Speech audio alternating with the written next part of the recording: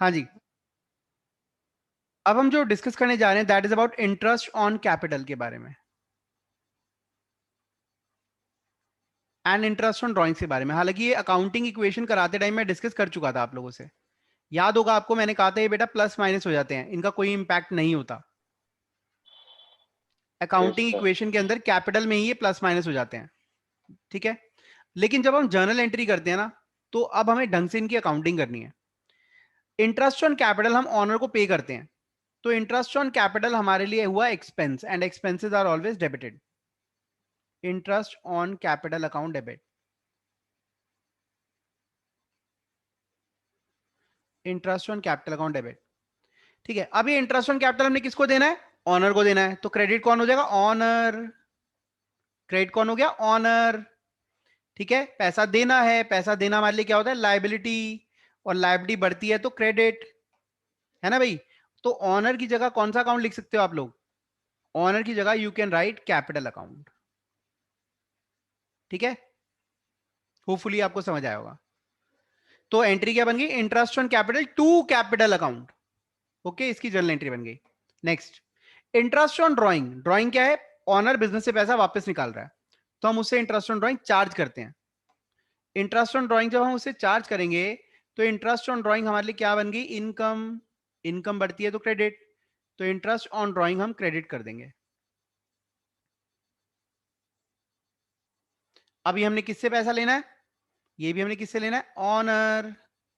Honour से पैसा लेना है तो ऑनर्स अकाउंट डेबिट हो जाता है, ठीक है।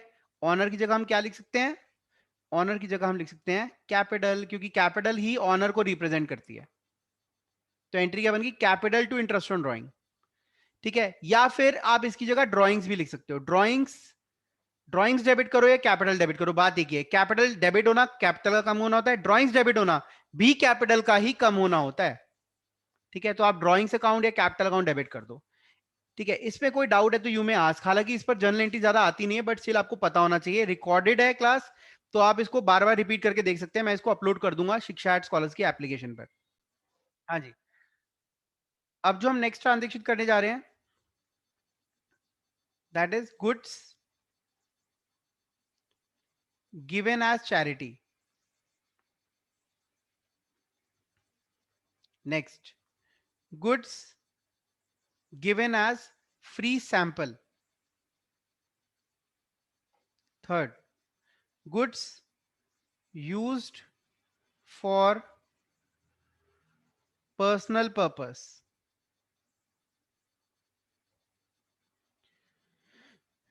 ठीक है। तो इन तीनों चीजों के अंदर, तीनों केसेस के अंदर हम क्या कैसे रिकॉर्ड करेंगे? गुड्स गिवन एज चैरिटी, मतलब जो माल खरीदा था वो चैरिटी कर दिया, डोनेट कर दिया। जो माल खरीदा था वो सैंपल कर दिया, सैंपल की जगह हम एडवर्टाइजमेंट भी लिख सकते हैं, एडवर्टाइजमेंट के लिए यूज हो जाना, क्योंकि जब हम सैंपल कर देते हैं तो उसको हम एडवर्टाइजमेंट ही कहते हैं अपने ब्रांड की। या फिर हम पर्सनल पर्पस के लिए यूज कर लेते हैं। इन तीनों ही केसेस में कॉमन क्या है? इन तीनों केस के अंदर कॉमन क्या है? परचेज, जो हमने गुड्स खरीदे थे वो कम हो रहे हैं। परचेज के अंदर वो फिगर्स आती हैं जो हम गुड्स खरीदते हैं बेचने के लिए। तो जब वो गुड्स हम चैरिटी कर देंगे, सैंपल में दे देंगे, या पर्सनल यूज कर लेंगे, तीनों केसेस में वो गुड्स बिक नहीं रहे हैं, तो इसलिए हम उन गुड्स को निकाल लेते हैं, ठीक है। सपोज बहुत सारे मेरे पास गुड्स थे, उनमें से मैंने थोड़े से निकाले चैरिटी कर दिए, थोड़े से निकाले सैंपल बांट दिए, थोड़े से निकाले घर पे ले गया। तो ये जो गुड्स थे मेरे पास इतने सारे, वो कम हो गए, है ना।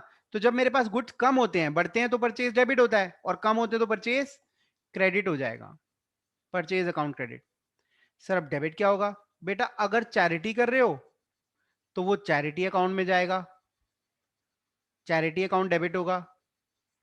अगर आप सैंपलिंग कर रहे हो तो एडवर्टाइजमेंट अकाउंट डेबिट होगा।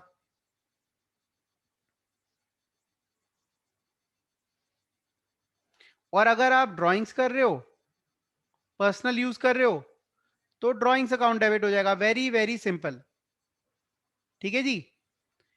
तो अब इनकी एंट्रीज कैसे होंगी ये देखिए। अगर चैरिटी का केस है तो in that case journal entry क्या हो जाएगी? चैरिटी अकाउंट डेबिट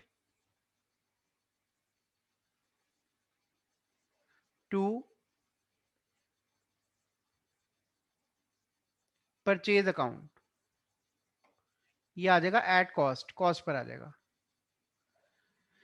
दूसरा, अगर आप सैंपल कर रहे हो तो इन दैट केस डेबिट हो जाएगा एडवर्टाइजमेंट अकाउंट। चैरिटी की जगह एडवर्टाइजमेंट, मतलब जो कुछ खरीदे थे वो एडवर्टाइजमेंट की खर्चों में चले जाएंगे, इस पर भी एट कॉस्ट आएगा जितने का आपने खरीदा है।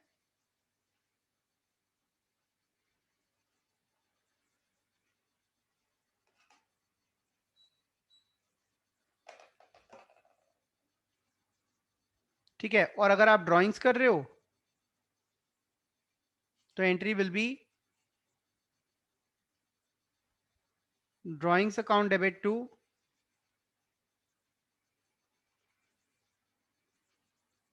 Purchase account at cost. इसमें कोई डाउट है तो पूछ लो।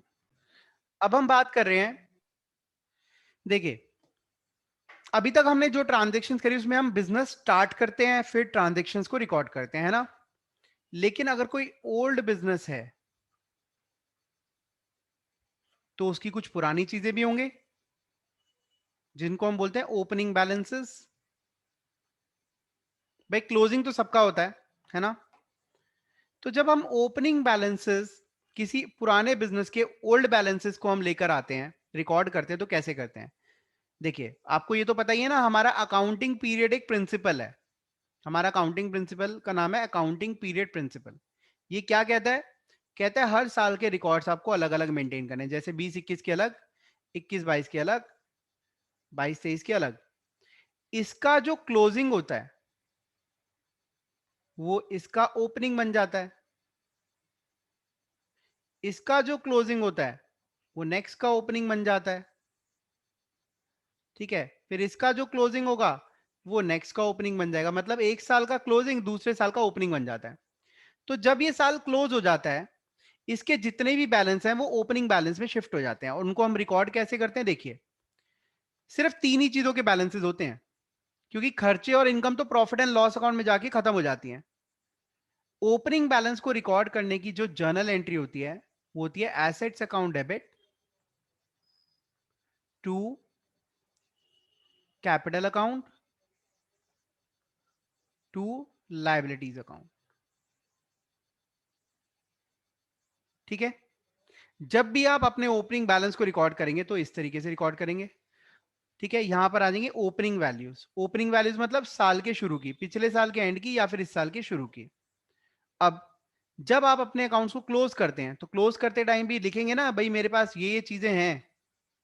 तो इन दैट केस हम क्लोजिंग बैलेंसेस को कैसे रिकॉर्ड करते हैं, उनको भी बिल्कुल ऐसे ही रिकॉर्ड करते हैं। Assets account debit to capital account to liabilities account, वो भी बिल्कुल ऐसे ही रिकॉर्ड होती हैं। लेकिन यहां पर वैल्यू कौन सी आती है, क्लोजिंग वैल्यूज आ जाती हैं। ठीक है, अब आगे last closing entries. Closing entry पास करनी है, एसेट्स की पास कर दी, लायबिलिटी की और कैपिटल की पास कर दी, बच क्या गया closing entries for expense and incomes. तो अगर हम एक्सपेंस की बात करें तो यहां नोट लिखेंगे at the end of the year, at the end of the year all the expenses